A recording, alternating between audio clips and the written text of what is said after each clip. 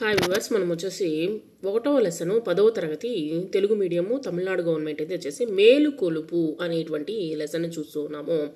దాంట్లో ఉన్నటువంటి మీనింగ్స్ చూద్దాము. మేలుకొలుపు అంటే మేలుకొన చేయు అంటే నిద్ర నుంచి లేపడం అనమాట.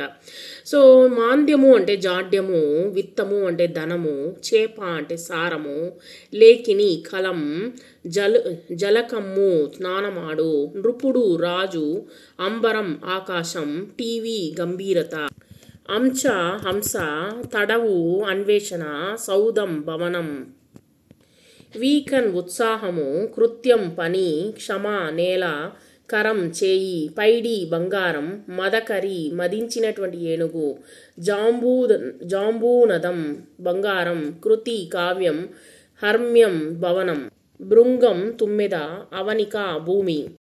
పర్యాయ పదాలు: ఉత్సవం పండుగ, పబ్బం, ఆమెత, కూలి వేతనం, భరణం మూల్యం, రాజు ఇంద్రుడు, చక్రవర్తి భూపాలుడు, అంచ హంస, మరాళం శంఖవు.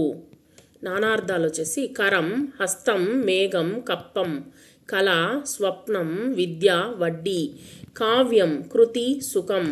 ప్రకృతి వికృతులు: కావ్యం కబ్బం, బృంగారం బంగరు, కవి కయ్యి, పండితులు పంతుల సందులు, లెమ్మిక లెమ్ము ప్లస్ ఇక ఉకార సంధి, పునరుద్ధరించి పునః ప్లస్ ఉద్ధరించి విసర్గ సంధి, మదకరీంద్రము మదకరి ప్లస్ ఇంద్రము స్వర్ణ దీర్ఘ సంధి,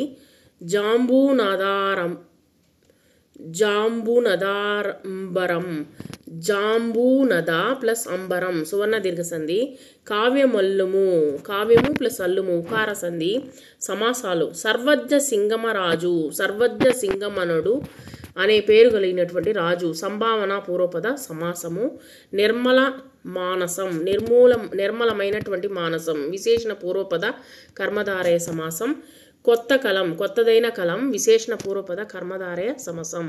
మేలుకొలుపు పద్యభాగము Tamil Nadu government Telugu medium. Telugu question answers చూద్దాము. నన్నయ్య కలము గొప్పతనం ఏమిటి?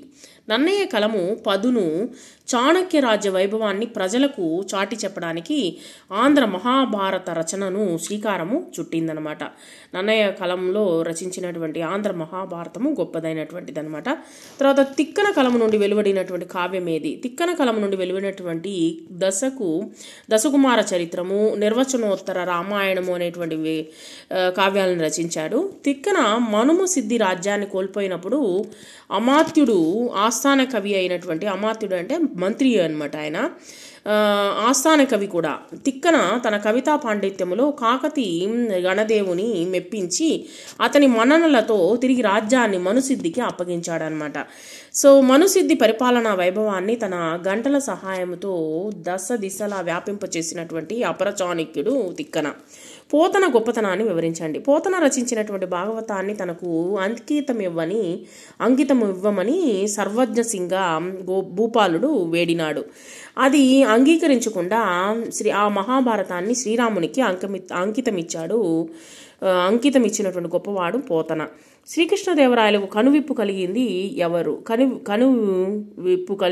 ఎవరు?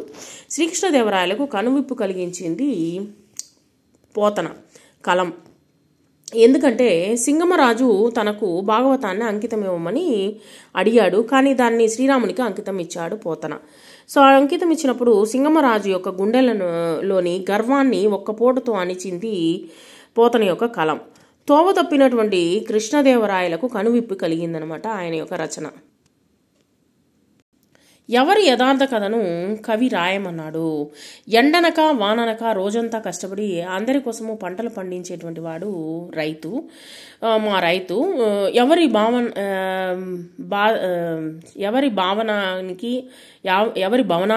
భవనానికో లేదా బండలనెత్తిన ఇతడే మా కూలి. ఎవరి కోసమో రక్తం కార్చి శ్రమించినటువంటి శ్రమజీవి మా కార్మికుడు. దేశహితము కోసం జైలుకు వెళ్ళినటువంటి మా జాతీయ నాయకులు వీరు అనమాట.